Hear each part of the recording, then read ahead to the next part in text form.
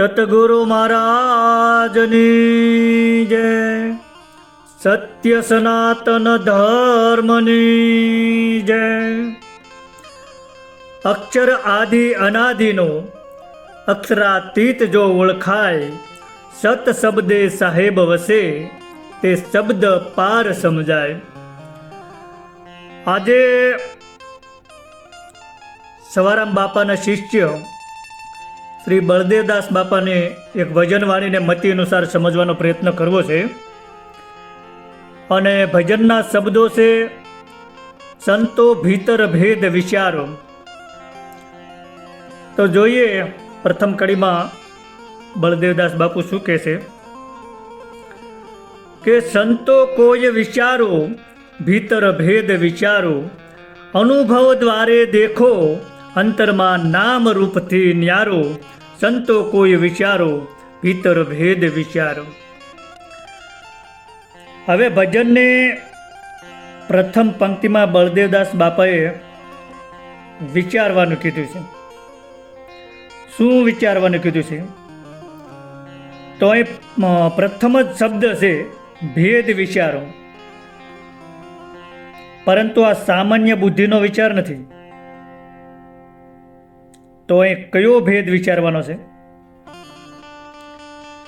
બળદેવદાસ બાપા કહે છે કે વિચાર કરો કે જે દેખાય છે તે સત્ય છે, કે જે દેખાડે છે તે સત્ય છે. એટલે દેખાતું અને દેખાડનારનું ભેદ જ્ઞાન કરવાનું છે.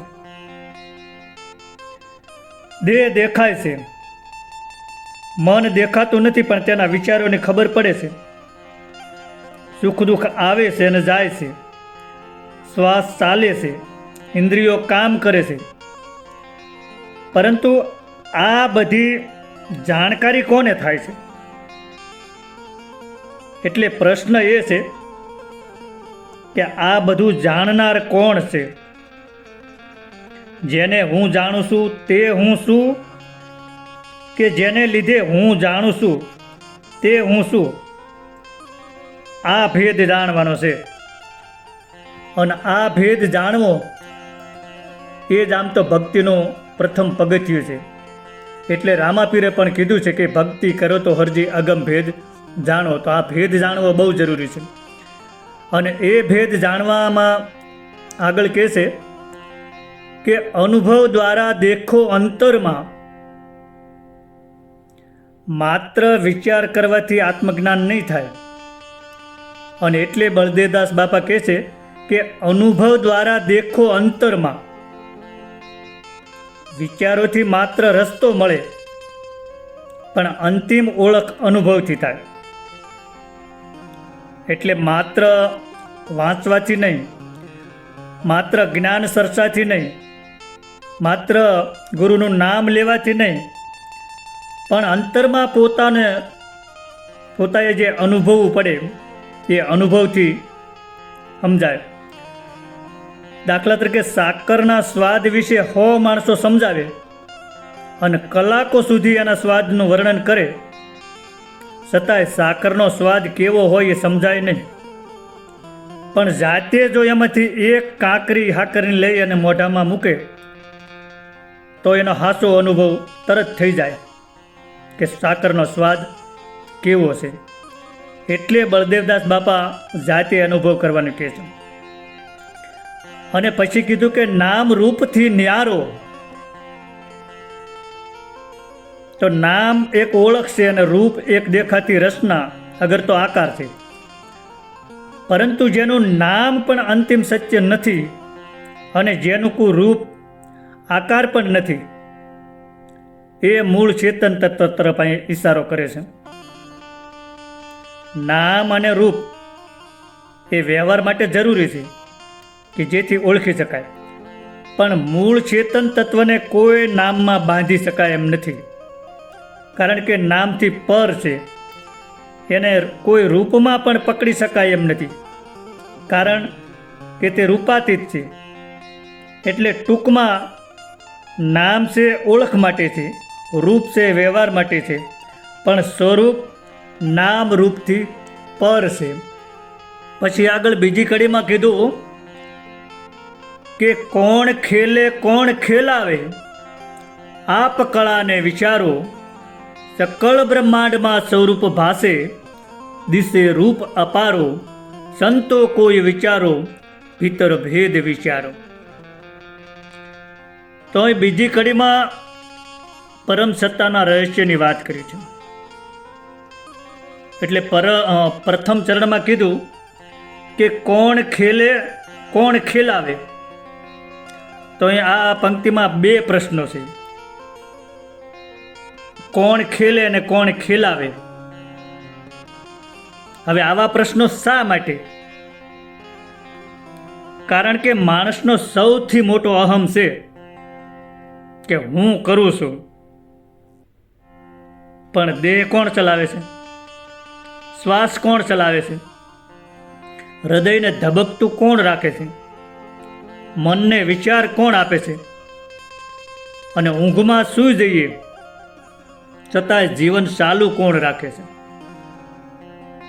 આ બધાની પાછળ સાક્ષી કોણ છે? અહીં કોણ ખેલે કોણ ખેલાવે એ પ્રશ્ન અંતે કર્તા ભાવની તપાસ બને છે. અને એટલે બળદેવદાસ બાપા કહે છે કે ખેલનહાર અને ખેલાવનારને બહાર શોધતા પહેલાં પોતાના અસ્તિત્વની અદ્ભુત રચના અને એને ચલાવતી ચેતન શક્તિનો વિચાર કરો. આ શરીર મન પ્રાણની આખી અદ્ભુત ક્રિયા પાછળ જે કળા કાર્ય કરી રહી છે ને એને ઓળખો. તો કળાને માત્ર પ્રકૃતિની શક્તિ માનીને અટકી નથી જવાનું. કારણ કે પછીની પંક્તિમાં બળદેવદાસ બાપા કહે છે કે સકળ બ્રહ્માંડમાં સ્વરૂપ ભાસે. તો અહીં બહુ ગૂઢ વાત સમજાવી છે. જે તત્વને આપણે મારું સ્વરૂપ શોધવા જઈએ છીએ તો બળદેવદાસ બાપા કહે છે કે સ્વરૂપ માત્ર દેહની અંદર બંધાયેલું નથી, પણ એક જ ચેતન તત્વ સમગ્ર અસ્તિત્વમાં પ્રકાશે છે. રૂપો અનેક છે પણ ચેતનાનો આધાર એક છે, એવો સંકેત અહીં કર્યો છે. જેમ સૂર્યના પ્રકાશમાં અનેક વસ્તુઓ દેખાય છે તેમ ચેતનાના પ્રકાશથી અસંખ્ય નામ રૂપોનો અનુભવ થાય છે. અને એટલે પાછળના ચરણમાં બાપા કહે છે કે દિશે રૂપ અપારો. તો રૂપ તો અનંત દેખાય છે, પરંતુ એ બધા રૂપોને પ્રકાશિત કરતું ચેતન તત્વ શોધો. જેમ હજારો ઘડા પાણીના ભરેલા હોય તો હજારો ઘડાના પાણીમાં સૂર્યનો તેજ અગરતો પ્રતિબિંબ દેખાય છે, એમ એક જ તત્વના અપાર રૂપ છે. ખેલનહારો એક જ છે. ખેલ તો અપાર છે પણ એમાં ખેલનહારો એક જ છે, એવું બળદેવદાસ બાપાએ કહે છે. હવે ત્રીજી કડીમાં આગળ શું કીધું કે તરવું હોય તો તાર મિલાવો, સ્વરૂપ આપના સંભારો, શબ્દ સજીવન મહામંત્ર છે, 152 બારો, સંતો કોઈ વિચારો, ભીતર ભેદ વિચારો. હવે ભજનની ત્રીજી કડીમાં બંધનમાંથી મુક્તિ પામવા માટેની સાવી સમજાવી છે. એટલે પ્રથમ પંક્તિમાં કીધું કે તરવું હોય તો તાર મિલાવો. તો આ પંક્તિમાં બે પ્રશ્નો સામે આવે. એક તો શેનાથી તરવું, ક્યાંથી તરવું, અને બીજો તાર ક્યાં મિલાવો અને કયો તાર. તો પહેલો પ્રશ્ન, તરવું એટલે ભવસાગરમાંથી ઉગરવું. તો અહીં માત્ર મૃત્યુ પછીના કોઈ અજ્ઞાત ભવનો પ્રશ્ન નથી, પણ અત્યારે પણ માણસ કામ, ક્રોધ, મોહ, અહંકાર, ભય અને જન્મ મરણના વિચારોમાં બંધાયેલો જ છે. આ બંધનોમાંથી પાર થવું એટલે તરવું. પ્રશ્ન બીજો, અહીં તાર મિલાવવો એટલે તેને સાધનાના સંદર્ભમાં જોડાણ તરીકે સમજીએ. તાર મિલાવો એટલે જોડાણ કરવું, એટલે સુરત બહારના વિષયોમાં વિખરાયેલી છે તેને શબ્દ સમરણ અને પોતાના સ્વરૂપની શોધ સાથે જોડવી. એટલે કે સુરત બહારથી અંદર વળે અને સુરત શબ્દ સાથે એટલે કે ચેતનાને પોતાના મૂળ સ્વરૂપ સાથે જોડવાનું છે. એ તાર મિલાવ્યો ગણાય. અને જેમ મોબાઈલનો તાર ટાવર સાથે મળે તો વાત થાય, તો કામ થાય. એ શબ્દ કયો? એ જ શબ્દ મહામંત્ર છે અને એની સમજ આ આગળની કડીમાં આવશે.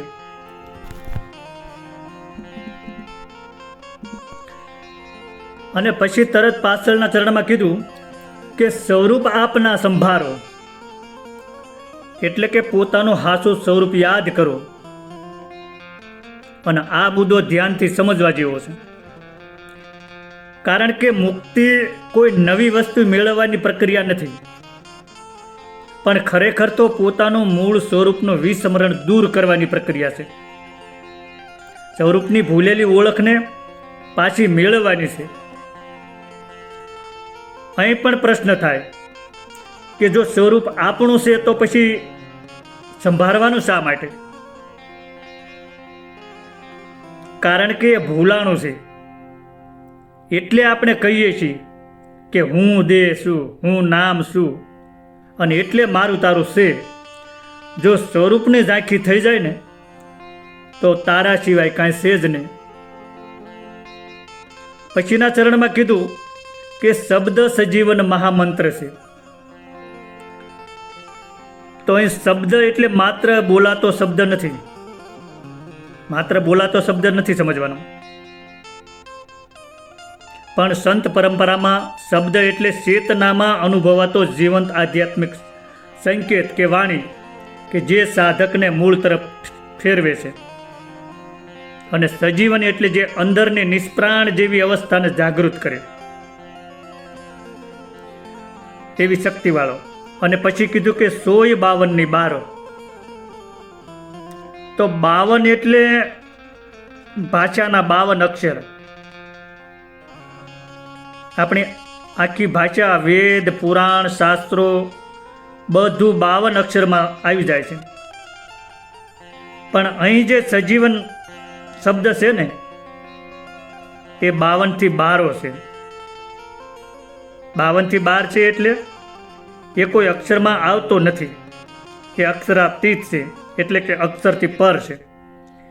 હવે આ વાત જે છે ને એ પંડિતોને વધારે લાગુ પડે છે. પંડિતોને સમજાવ્યું છે કે તમે 52 અક્ષરમાં ગોતો છો પણ એ તેમાં નથી, એ તો 52 થી 12 છે.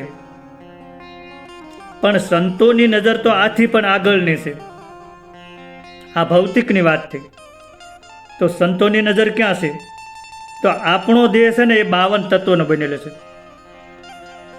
આમ તો આખો દેહ એ તત્વનો ઢગલો જ છે. તો બળદેવદાસ બાપા કહે છે કે આ સજીવન શબ્દ એ 52 તત્વના પૂતળાથી પણ બારો છે. બારો છે એટલે ન્યારો છે, એનાથી પર છે. દેહ ભલે 52 તત્વનો હોય પણ એ દેહમાં રહેનારો જે હંસ છે, જે આત્મા છે, એ 52 થી 12 છે. અને આ વાત યોગીઓને સમજાવી છે કે તમે શરીરમાં ગોતો છો પણ એ એનાથી પર છે. એટલે શરીર ઉપર ગમે તેટલા દમન ગુજારો, ગમે એટલા આકરા તપ કરો, ગમે એટલા ઉપવાસ કરીને શરીરને ભૂખી રાખો તો એ એમાં નહીં મળે, એમ નહીં ઓળખાય. પછીની ચોથી કડીમાં આગળ શું કહેશે કે વ્યાપક ચેતન અગમ અગોચર ઉત્પત્તિ પરલેથી ન્યારો, વિના દ્રષ્ટિ દિલભર દેખી જન્મ મરણ ભેટાળો, સંતો કોઈ વિચારો ભીતર ભેદ વિચારો. હવે ભજનની ચોથી કડીમાં આગળની ત્રીજી કડીમાં કીધું ને કે 52 થી 12, તો અહીં એ વ્યાપકતાનું સ્વરૂપ સમજાવે છે. પ્રથમ ચરણમાં કીધું કે વ્યાપક ચેતન અગમ અગોચર. તો અહીં વ્યાપક ચેતન કોને કીધું છે? જે ચેતનાથી દેહની ખબર પડે છે, મનના વિચારોની ખબર પડે છે, સુખ દુઃખની ખબર પડે છે, એ ચેતનાને બળદેવદાસ બાપા વ્યાપક ચેતન કહે છે. પણ અહીં ઊંડી વાત એ છે કે ચેતન પોતે કોઈ એક વિચાર નથી, કોઈ એક દ્રશ્ય નથી, કોઈ એક દેહનું નામ પણ નથી. વિચાર આવે છે અને જાય છે. દેહ બાળપણથી વૃદ્ધાવસ્થા સુધી બદલાય છે, પણ આ બધાના પરિવર્તનની જાણકારી રહે છે. એટલે બળદેવદાસ બાપા આપણું ધ્યાન બદલાતી વસ્તુઓમાંથી ચેતન તરફ લઈ જાય છે. પછીનો શબ્દ છે અગમ અગોચર.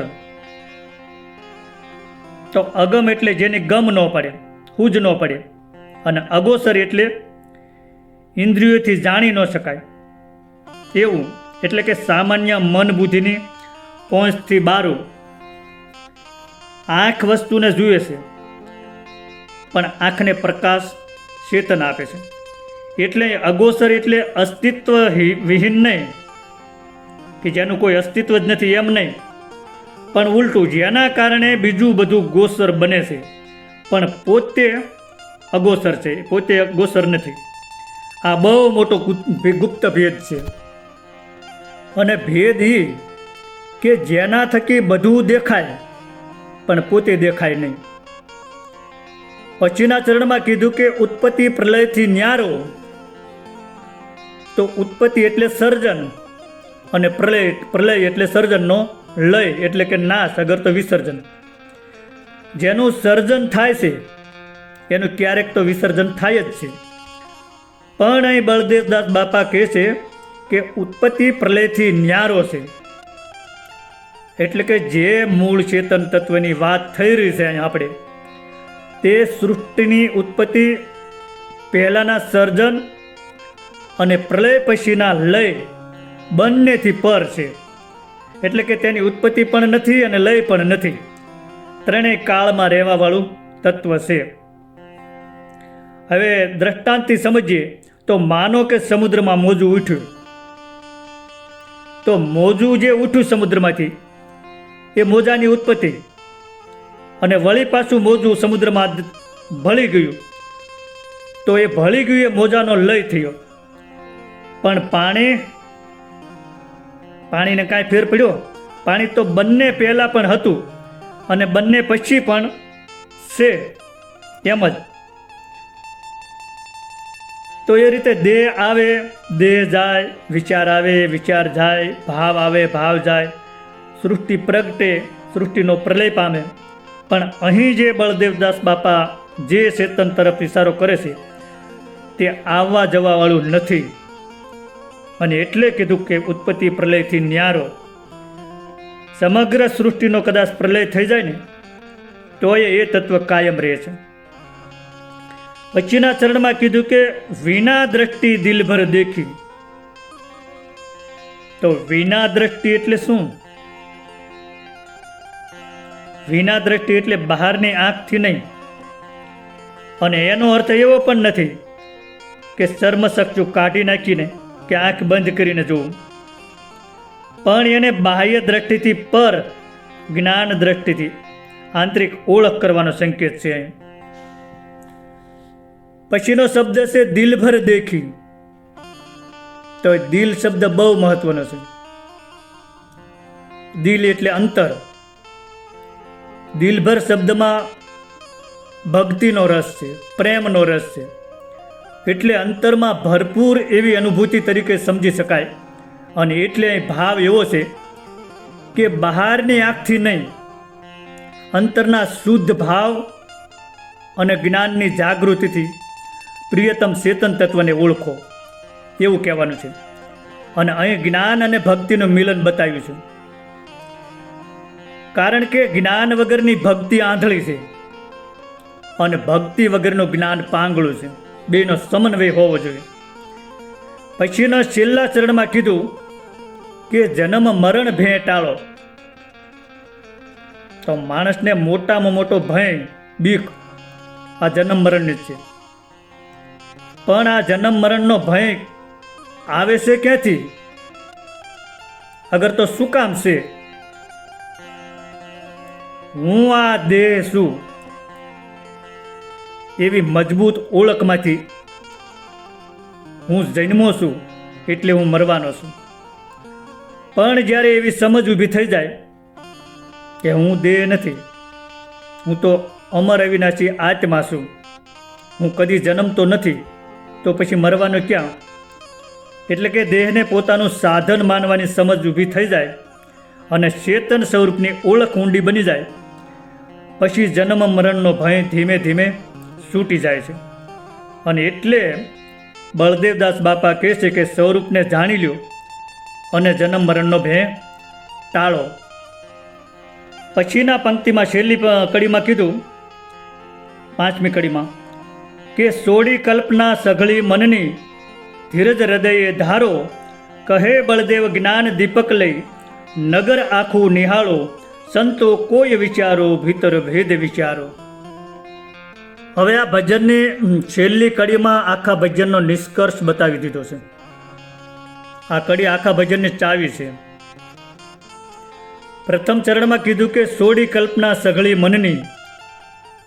તો મનની કલ્પના એટલે માત્ર કાલ્પનિક ચિત્રો નહીં, પણ મન સતત કલ્પનાઓ કરે છે કે હું આવો છું, હું એવો છું, મને આ મળશે, મને આ ન મળ્યું, ભગવાન આવા હશે, અનુભવ આવો જ થવો જોઈએ. આ બધી મનની કલ્પનાઓ છે. સંતો કહે છે કે આ બધું મનનું ક્ષેત્ર છે. એટલે આધ્યાત્મિક સાધનામાં પણ મન કલ્પના લઈને ન બેસે. એટલા માટે કહે છે કે કલ્પનાઓ છોડવી. પછીની પંક્તિમાં કીધું કે ધીરજ હૃદયે ધારો. તો અહીં સંતોએ સંતુલન જાળવવાની ચેતવણી આપી છે કે સંતુલન જાળવી રાખવું. મનની કલ્પનાઓ છોડવાની છે, એમ સામે અનુભવ મેળવવાની ઉતાવળ પણ નથી કરવાની. એવું નથી રાખવાનું કે આજે ધ્યાનમાં કંઈ ન થયું એટલે નિરાશ થઈ જવું, અને આજે પ્રકાશ દેખાયો એટલે હવે હું પહોંચી ગયો, એવી ઉતાવળ પણ નહીં. એટલે કે ધીરજ રાખવી, સાક્ષી ભાવથી રહેવું. પછીની પંક્તિમાં કીધું કે બળદેવ જ્ઞાન દીપક લઈ નગર આખું નિહાળો. તો અહીં બળદેવદાસ બાપા પોતાનો નિજ અનુભવ અગર તો ઉપદેશ કરી રહ્યા છે કે જ્ઞાનનો દીપક લઈને જુઓ. એટલે કે માત્ર સાંભળીને અટકશો નહીં, પણ આખી વાણીમાં જે જે કહ્યું કે ભેદ વિચારો, અંતરમાં અનુભવ કરો, કોણ ખેલે છે, કોણ ખેલાવે છે તે વિચારો, સ્વરૂપ સંભાળો, શબ્દ સાથે સુરતાને જોડો, વ્યાપક ચેતન ઓળખો, ઉત્પત્તિ અને પ્રલયથી ન્યારું તત્વ ઓળખો, મનની કલ્પના છોડો. આ બધું કર્યા પછી શું કરવાનું છે? તો હવે કહે છે કે હવે જ્ઞાનનો દીવો લઈ અને આખું નગર નિહાળો. તો અહીં જ્ઞાનનો દીપક કયો? જ્ઞાન દીપક એટલે માહિતીનો દીવો નહીં. પુસ્તકો વાંચવાથી માહિતી મળે છે, પરંતુ અહીં વિવેક જાગે, આત્મવિચાર પ્રગટે અને ગુરુવાણી આચરણમાં ઉતરે, પછી એ બધાના સરવાળા રૂપે પોતાનો જે અનુભવ થાય એ જ્ઞાનના પ્રકાશને જ્ઞાન દીપક કીધો છે. હવે આ દીવો પ્રગટે એટલે આપણે વસ્તુને માત્ર દેખાવ પ્રમાણે નહીં, પણ તત્વ પ્રમાણે જોવાનું શરૂ કરીએ છીએ. અને હવે મહત્વનો શબ્દ નગર. તો અહીંયા આખું નગર શબ્દ વાપર્યો છે. અહીં નગરનો માત્ર દેહ એવો જો અર્થ કરીએ ને તો એનો અર્થ બહુ નાનો થઈ જાય. કારણ કે કોઈ પણ નગર હોય તો એમાં રહેવાવાળા હોવા જોઈએ. જો રહેવાવાળા કોઈ ન હોય તો એ ખંડેર ગણાય. એટલે સંતવાણીના સંદર્ભમાં નગરને એક વિશાળ આધ્યાત્મિક પ્રતીક તરીકે જે જોવું જ વધુ યોગ્ય છે. તો બળદેવદાસ બાપા જે નગરની વાત કરે છે ને એમાં દેહ છે, અને દેહમાં ઇન્દ્રિયો છે, પ્રાણ છે, મન છે, બુદ્ધિ છે, ચિત્ત છે, અહંકાર છે, વાસનાઓ છે, સુરત છે, વિચાર છે, ભાવનાઓ છે, આ બધું છે. પણ આ બધાને જાણનાર ચેતન છે. અગર તો પિંડનું આખું ક્ષેત્ર પણ નગર તરીકે સમજાઈ શકે. નગર આખું નિહાળો, અને એમાં બાપા કહે છે કે આ સમગ્ર નગરને અધૂરું ન જુઓ, તેની એક બાજુ જોઈને સત્ય નક્કી ન કરો. દાખલા તરીકે દેહ દેખાય છે પણ દેહ સત્ય નથી. વિચાર આવે છે પણ વિચાર સત્ય નથી. થોડા ઘણા અનુભવ થાય છે તો એ અનુભવ જ સત્ય નથી. કારણ કે સાધક ઘણીવાર એક જ અનુભવને આખું સત્ય સમજી લે.